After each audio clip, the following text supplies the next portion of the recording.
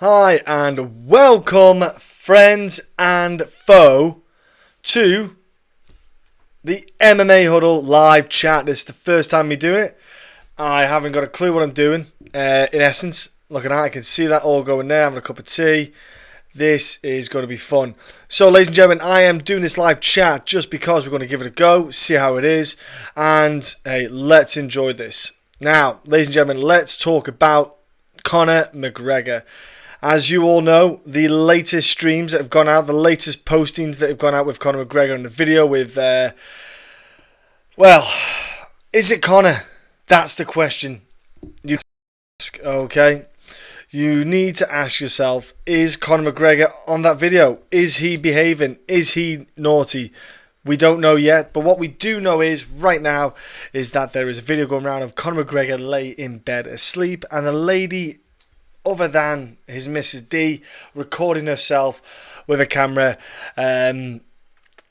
Not sure what obviously went on. I don't know if he passed out in bed, but who knows? Looking at the video though, myself personally, I don't know and don't believe that is Conor McGregor. I honestly think that it's probably a potential lookalike. You do get these lookalikes out there. If you think about the way that Conor McGregor is, his physical size, if you look at the videos, the guy doesn't look as well or as in shape as Conor McGregor is. Also the ears. Dean Truman is man who mentioned that as well, and I did go over the videos and had a quick little look, and I did think that. I did think that maybe, just maybe, that isn't Conor McGregor. So it doesn't help the scandals that have gone around, but it is a man who is huge on the, let's have a look at the social media side of things, where he is huge in, oh gosh, here we go, your YouTube is not receiving, oh gosh, what's going on here, not enough video maintain a smooth stream, right, well, that is Wi-Fi for you folks. I am trying to stream this. It's the first time I'm doing this, so if there's any, Rob, it's not an old version, and not an old video, it's new, it's all good, it's new, my friend. Yeah, it's an old video, Conor. Yeah, so it's just another scandal for him, and it's not good. Well, if it's an old video, that's good. I'm happy it is, Rob. Thank you for joining in there, buddy. But like I say, it's just more news. It's more, sells more papers, sells more clicks, and it just gets people's attention. And also, it's his business what he does, but it does sell. That's the problem we've got to look at, and I'm not arsed. I don't know about you folks at home. I couldn't care. And if you look at that girl, you look at Dee. Dee is high level. I think she's a steak. She is a sirloin steak, and this girl is mutton. If I'm honest with you, she is a 3 o'clock in the morning in the nightclub. You want to get your end away. You see her off a rocket, chewing a cheek. You think, I'll have that girl. I buy her a kebab, and she's all mine. She is a delight. I'm sure her parents are proud of her. Now, also on this podcast today, I'm going to quickly talk about MMA judging, and I'm also going to talk about recent UFC cuts. You might have seen it. June Adams as well has admitted or released that he's been cut by the UFC, so he is no longer part of their promotion. To be fair, though, I don't think it's a bad thing that he's been cut. I'm not sure June Adams is the level at which he should be. He is a better fighter. He could be a better fighter. He has got a better skill set. He just doesn't show it, regrettably. And it's a shame. There's not much you can do about it when things like that happen. But at the same time, I think that June Adams should go away, work on some skills. He's got a good jab, solid jab. He can pop out a good punch here and there. And he can do a lot more. Did he now, Rob? You see, Rob, I don't know these circles, my friend. I don't know these social circles and these. I don't know, obviously, Conor McGregor and the way he was when he was younger. But thank you for commenting there, Rob. And also, thank you for joining the chat. Again, if you're new to the channel, thank you for hitting that button and getting us up to 1,000 likes. That is huge. And this keeps buffering. So I've got to admit, I'm not overly impressed with my Wi-Fi performance. I might have to go and have a word with my company about this, my internet provider, because it's absolutely shocking. Also, yeah, the cuts by the UFC that have been made, as we saw, or you may not have seen recently. Daniel Spitz, the heavyweight, the long gangly heavyweight.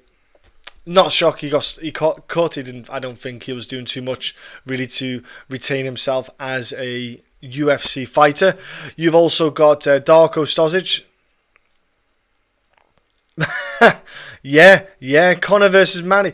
Well, maybe they're both on the same. They're both on the same management. Does that mean though that it's a conflict of interest for the management, where if they were to put them against each other, they also the management make money from both parties, so they get a good investment. But also, if one were to lose, does that cost value? That is something you've got to think about, Casual Cucumber.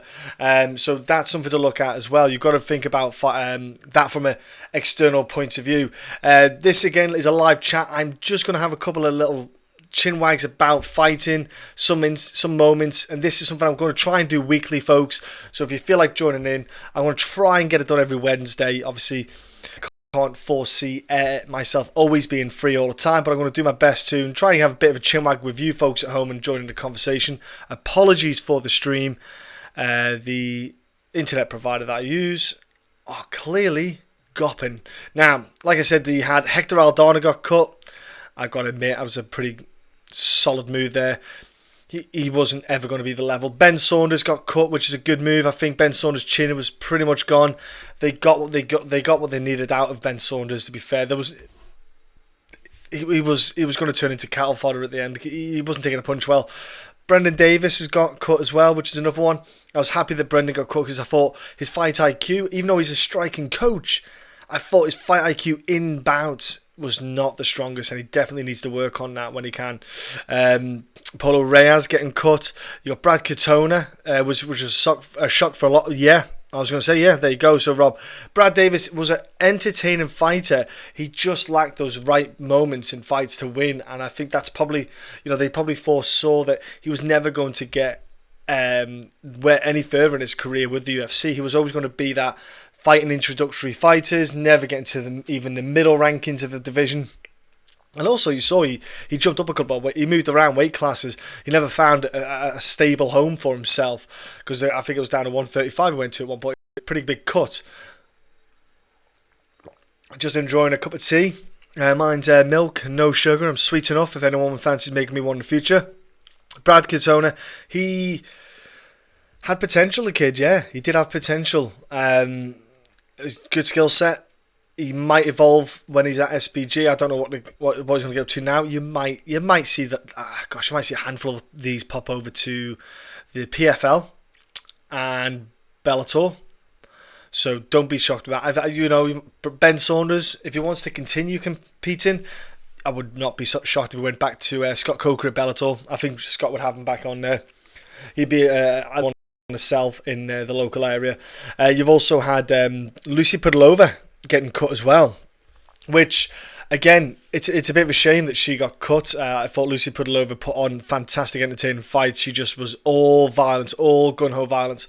But the key thing is for them is results and your value as a fighter in the promotion. Do you bring much to the promotion? What do you bring? I'm not sure what some of the guys brought, some of the girls could bring in the fight game. Luke Jumo as well got cut. Some guys, Paulo Reyes as well got cut, who was another one who brought some absolute barn burners. He just wanted to go gun-ho. Like we said, we might see a big turnaround now in the fighters getting cut because of the Dana White Contender Series, which with the Ultimate Fighter, you always saw the UFC would pick out a couple of guys or girls, bringing them in on tough, but that was a seasonal thing, so you'd only get that maybe 2-3 times a year where you'd get a cluster of new faces in. With the Dana White Contender Series, it's on like an 8-week batch roughly, so you can get like up to 8 fighters every week coming in or more. Sometimes you'd sign 2 or 3, so you have to make some gaps. They can't keep building a roster from 5 to 6 to 700 people. So at the same time, it's an interesting one. Ladies and gentlemen, if you've just joined in, I'll just let you know that at the start of the conversation we were talking about Conor McGregor and the video that went out. We're also talking about potentially Conor McGregor and Manny Pacquiao. Feel free to hit a like, feel free to join in, hit the subscribe button if you haven't done already. Thank you again to everyone who's joined in and subscribed, because we hit 1,000 subscribers, which is a huge moment. Our latest podcast is on there. I'm going to be interviewing in about 15-20 minutes Laron Murphy, who is fighting in the UFC London card. So look forward to speaking to him with his fight coming up.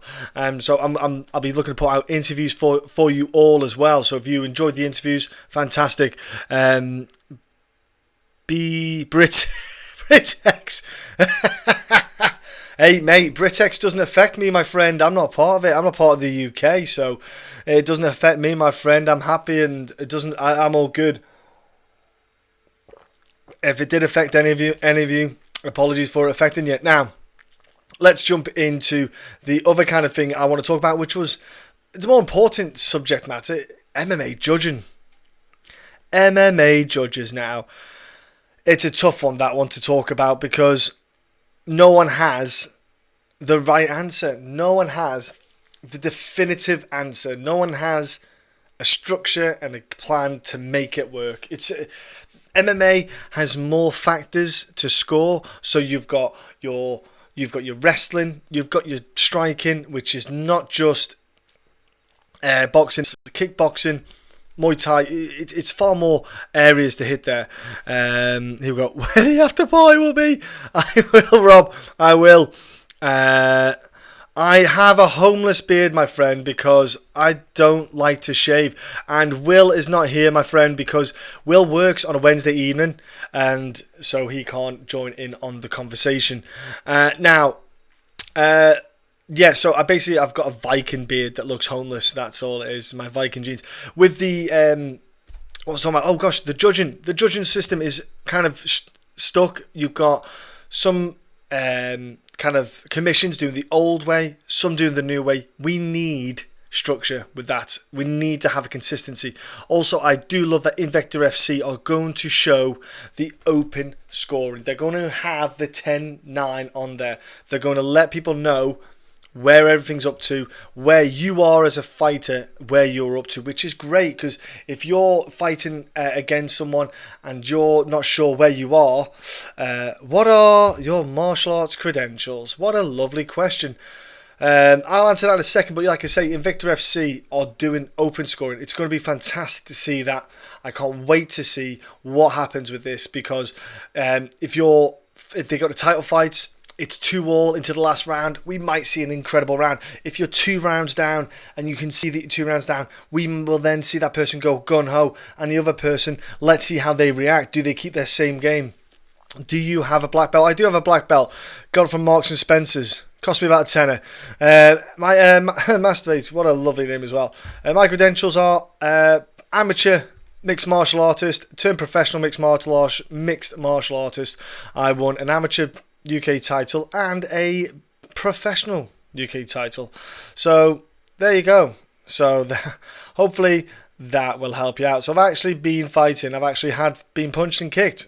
If you haven't, trust me, it's worth doing. So yeah, I would suggest with the scoring system, they do need to update it. I don't know if you guys have any ideas. If you've got ideas, put them in the comments section. Let us know what your idea is. It's an ongoing subject. I'll probably talk about it again in the future. I don't like the 0.5 system. I don't know, maybe do you have it as a 20 point open round, so there's a bit more of a variable.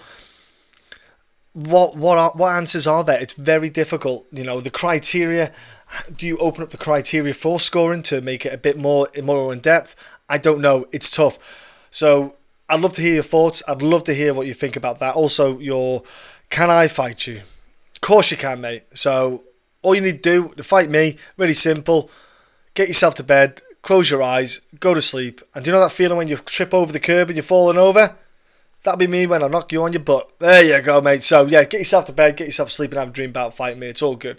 But yeah, let us know your comments and let me know what you're thinking, folks, about the judging system. How you would like to see it improved.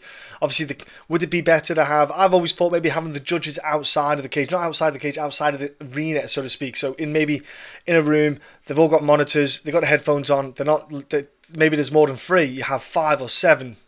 I think maybe 5 might be a better idea.